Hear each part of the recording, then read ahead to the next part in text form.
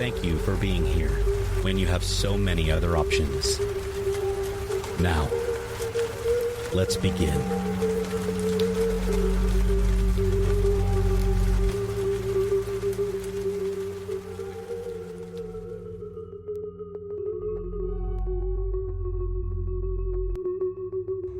We were 15 years old at the time.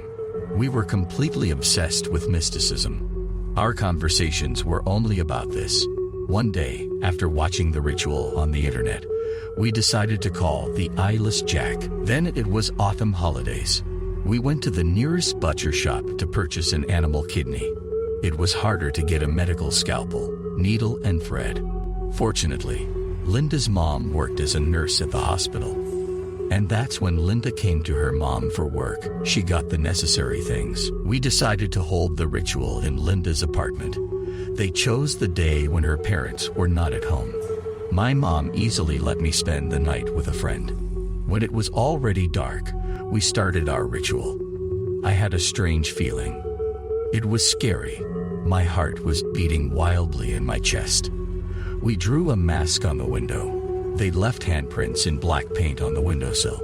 Between the prints, Linda dropped a drop of her own blood. We put the kidney in a plastic bag. Black paint was dripped on it. Linda noticed my anxiety. She tried to calm me down. She put the scalpel, thread, and needle on the bedside table that stood next to her bed.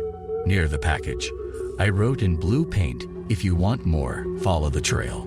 Then I drew a line with black paint from the package to the bed. Now, according to the ritual, we had to go to bed.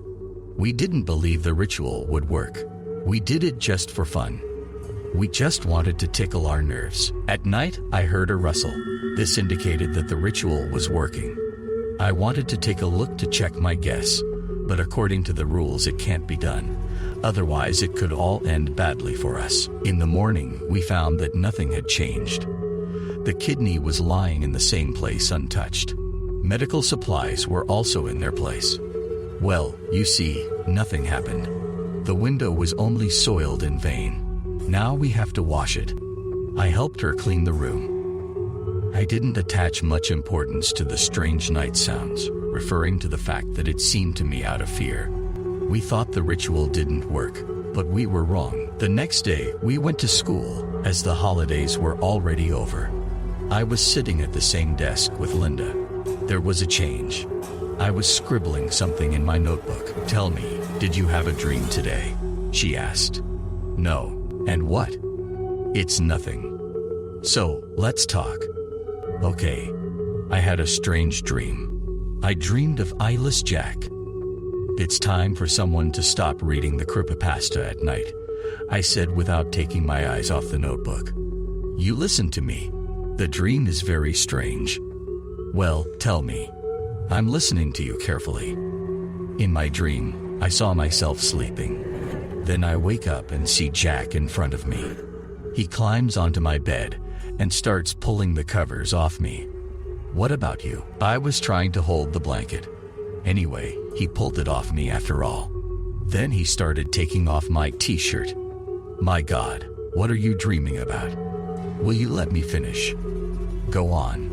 Well, I naturally resist, but then he put a scalpel to my throat. Then I just froze. He pulled up my shirt and put a scalpel to my side. And at that moment I woke up. "It's just your wild fantasy." Maybe. The next day, Linda came in covered in scratches. "Where did you manage to do that?" I asked. "In a dream." "What do you mean?" I said, puzzled. "In the direct. I dreamed about Jack again. This time I fought him. He tried to hurt me. When I woke up, my face, arms, legs, and body were scratched." "And you think it's all because of the dream?" "Yes. Our ritual worked." "Rita, I'm scared." At that moment, she looked like a madwoman. "Linda, you're exaggerating a little. You could have scratched yourself in your sleep." "No, I couldn't. It's him. He wants to kill me." "You've already gone crazy with the creepypasta." "No. Rita, please help me." "I don't want to die," she said plaintively. "You've already gone completely crazy." I shouted. "Please, My parents haven't come back from a business trip yet. I am very scared to stay at home alone. Spend the night at my place. No. Leave me alone, you crazy. After that, I left. Naturally, I didn't believe her story. Linda has always been a little weird. At the age of 9, she wanted to cut out her tongue, but her parents prevented her from doing it. Although I, too, probably not quite normal, once I was carried away with her with everything mystical and engaged in calling all sorts of nastiness. But unlike my friend, I did not believe that this could really be a reality. We haven't spoken to her all day. After I got home, I did my homework. Then I spent the whole evening in front of the computer. When it was 11 o'clock in the evening, I went to bed. I had a nightmare. In my dream, I was in Linda's apartment. I went to her room, where we called Eyeless Jack. Linda was lying on the floor, covered in blood. She was in death throes. There was a guy sitting on her bed. He was eating something greedily. Looking closer, I realized that it was a human kidney. The guy turned his gaze in my direction. Black, merciless eyes stared straight at me. He stretched his mouth into a creepy smile. Then he got up and started coming towards me. I was numb with fear. He was already very close. I couldn't make a single sound. There was a feeling as if there was a lump in my throat. When he stretched out his hand to me, I screamed with all my might. At that moment, I woke up in my bed. I immediately jumped up, picked up my phone, and dialed Linda's number. She didn't pick up the phone. I tried to call her a few more times, but it was all in vain.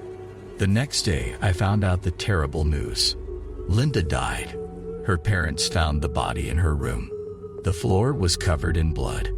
The examination showed that she died from pain shock. It also turned out that she was missing both kidneys. No one knew who killed her. No one but me. Even if I told the police everything, they wouldn't believe me anyway. I only survived because it wasn't my blood that was used in the ritual. I still blame myself for my friend's death. If I had believed her, I might have been able to save her. But what has been done cannot be returned. I dream about Linda every night, covered in blood and with terrible wounds. In a dream, she asks me for help. At first, I was afraid of these dreams. Then over time, I got used to it. Never mess with mysticism. It won't do you any good.